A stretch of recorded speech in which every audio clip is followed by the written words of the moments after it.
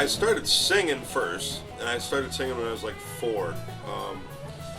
And I grew up on my sister's music mostly, because my parents didn't really listen to rock and roll. They listened to mostly like classical music, and my mom listened to church music and stuff. So my sisters, though, are 13 and 14 years older, and so I listened to like Beatles and, you know, a lot of 70s rock and roll, a lot of like Yes and Genesis and Asia and Elton John and, you know, Billy Joel and stuff like that. So I grew up on all that, and of course a bunch of 80s music, and the Beatles were always my favorite, though. So like my thing that I always gravitated towards, I think, was the psychedelic era, and like the you know, mid 60s to mid 70s. I always felt like from 64 to 74 was like, you know, one of the best decades of music, if you could pick a time. It's like on so many levels, from Motown to jazz to blues to rock and roll. I mean, you know, there's so much going on in that time. I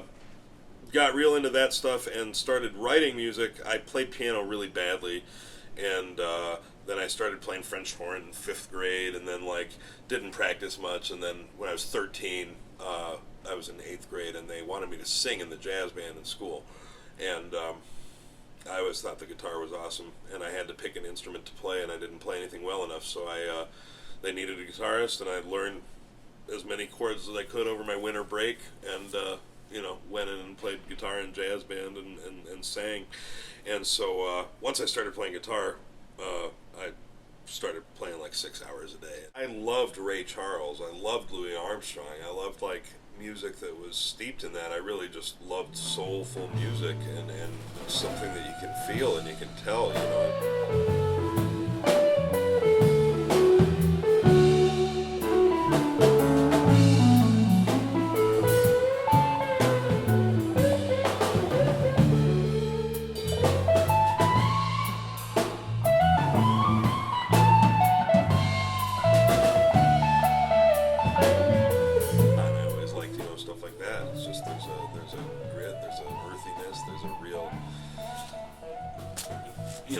Visceral quality to it. I started actually learning about blues when I started playing guitar, because like that was the gateway, you know, was all that music, the Beatles, and then Cream and Zeppelin and all that, you know, and you look, I mean, Jimi Hendrix, you know, and those being the bands that I really gravitated towards. You know, the next level is looking at the influences of those guitar players, and those are all the you know, the real deal blues guys. So I started probably really listening to Buddy Guy first. I mean, I listened to Stevie Ray Vaughan, but then Buddy Guy was the first gateway into it, and of course B.B. King at that time. But the guy that really got me was Albert King. Albert King is you know, one of my favorite guitar players and just such a great singer. And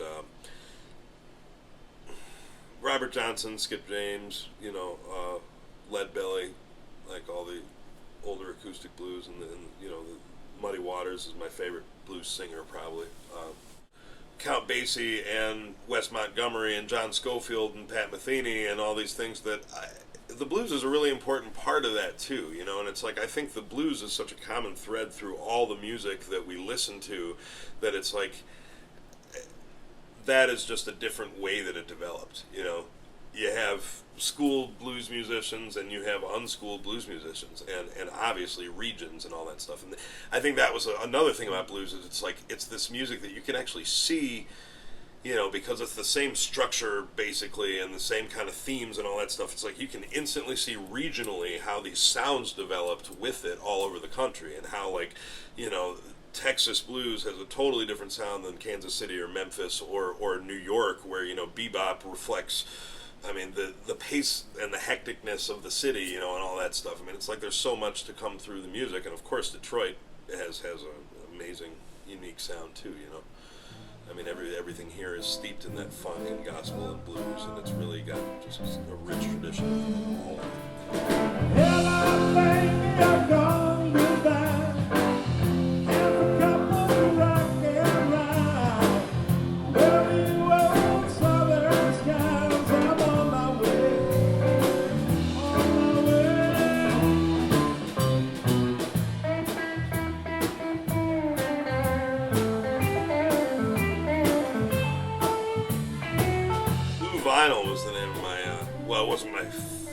first band, but it was the name of my high school band that stuck together for a long time. We put out a CD and stuff.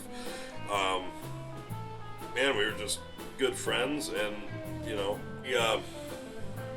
we entered this contest at the Heidelberg in Ann Arbor. It was a rock bowl competition, so it was like 10 bands were selected to compete against each other, to win gigs and a prize.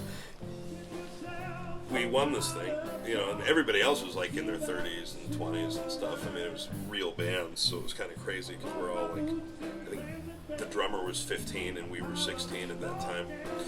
And so then we got to do a lot of stuff, man. We opened up for Luther Allison, we opened up for Sun Seals, we opened up for Buddy Guy, we opened up for Chris Duarte, Rod Piazza, a lot of great blues players. I was writing songs, I mean, pretty badly because I didn't really understand much about theory and stuff like that, but I mean, I was writing songs before I really knew how to play, guitar at all. I mean, I'd sit down at the piano and plunk out chords, and figure out basic progressions or whatever, and write stuff, so.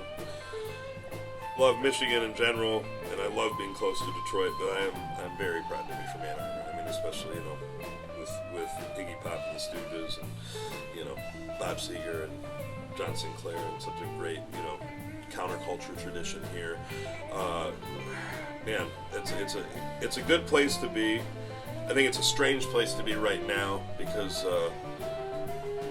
let's say that I don't like the homogenization of music. I actually really, again, I guess stemming from the fact that I love the way regional sounds developed in places. It's like I love it when people represent where they're from. And when you have to move to LA or Nashville or New York, you just get homogenized. You get thrown into the whole, pool of it, and it's like you lose what made that unique. I'm not saying as an individual or anything like that. I mean, there's great players that live there, but I do love it here, and I think that my approach to blues is definitely a little bit more like Midwestern. I mean, even with my takes on the, stuff that I love from New Orleans and from Mississippi and all that stuff, I know that there's a little bit more of that, like, Chicago and Detroit sound going on, in my approach. And so I don't know, man. There's just so much to be proud of here. I mean, Motown and all that, and I just always hope that I could make it from here instead of having to leave. I'd like to also keep, or think that I add to keeping the quality, better around where I live. And the thing is, if everybody that's good goes, then we don't have anything here at home to raise the bar and to keep it going,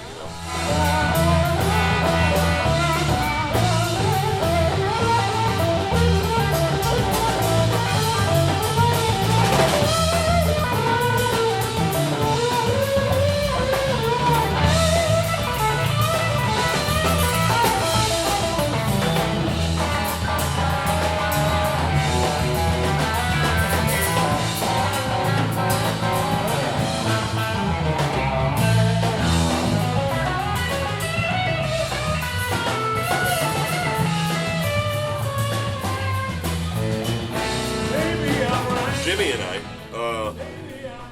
I started going out to LA because I had a good friend from Ann Arbor that moved out there, and he wanted me to come out and check out the scene. He was trying to get me to move out there, so I went out and visited and stayed with him a bunch, and we'd go out to all these different clubs. And so Jimmy had just moved from New York to LA because this was the time that Conan replaced Jay Leno, and so he was out there and had a regular Wednesday night gig at this club that is now closed in the Valley called Cozy's, which was a great blues club. And so I went down there, and I happened to be hanging out with Angela Bassett, the actress, that evening, and her husband, Courtney Vance. And so we were at Jimmy's gig, and I had my guitar, and my friend really wanted me to get up and play with him. And I was like, man, it's his gig. It's not a jam session. He's not going to want me to do it. Jimmy did not know who I was or anything. And so the guy goes up, my buddy, and asks Jimmy if I can sit in, and he says no. And so he's kind of upset about it and really wants me to get up and play. And so Angela Bassett goes up to the stage and tells Jimmy that she has a friend from Detroit that he's got to get up to play. And so he brings me up at the end of the night, and I'm supposed to play one song, and he brings me up, and we end up playing like 4 songs together. And after that, Jimmy let me play with him when I'd go to town, you know, to sit in for a couple songs or whatever, and always super gracious. Real, I met a producer when I was playing out in L.A., and he wanted to make a record. And he has won Grammys and knew a lot of people, and I knew he was well connected and stuff, so I was really interested. And he told me right away, because he's kind of an audiophile, that he was interested in doing a live to 2-track project, which really piqued my interest because I knew that I had a couple songs that I wanted rhythm guitar on, and I was actually going to have to hire a guitar player. So Jimmy came to mind right away because he's just totally versatile and a great blues player and great player in so many realms. He really understands style, you know, and that's the thing. So I knew he was going to be great to work with. And we called him, or my producer called him, and he was going to be in New York at the time. But he remembered me, and so he said, you know, pass my regards on to Laith. I think he's a great player, which really made me happy that he remembered me. And then he called the next day and said, hey, if you don't have anybody booked for that session, I'd like to do it. And he called the producer, so this wasn't to me, but he also said that if I wanted him to play on any other tracks, that he'd do it for free, which I just couldn't believe. So I, of course, took advantage of that, and he played on the record, which was great. Man, I mean, and he's just such a nice and generous cat, great soul. So I went for my favorite studio people that had played, you know, the records that I loved. Jim Keltner on drums, and Lee Sklar on bass, and Larry Goldings on organ, and Tom Scott on saxophone, Lee Thornburg on trumpet. So we had one day, and I got to go into this beautiful studio called Ocean Way in LA, and it was the Studio B, and man, we had 9 hours basically, and cut all those tracks, and they'd never heard my music before. And I took a couple minutes when I got in there to breathe and walk around and meet everybody, and you know, it was overwhelming, but then it was all business, and everybody was just so great to work with, and they were super cool. I think they actually had a good time. To get to the level where you're able to do what you want creatively as an artist is a huge leap from having to make sure that you are working enough to you know, keep things going. And so I think do it because you love it, and you know, try to do it as often as you can. The whole thing is have respect for that, and try to, you know, learn as many things about what you're doing and beyond that as possible. Like, it's what I love. I mean, I guess that in the simplest way, my decision to play music was based on the fact that I think it is what I can do that brings the most happiness to me, that I think brings the most happiness to others. And I can't think of anything else I could do with my life that would bring that to people. You know, if I was a lawyer, it would not make other people happy like music does. So I'm thankful for it.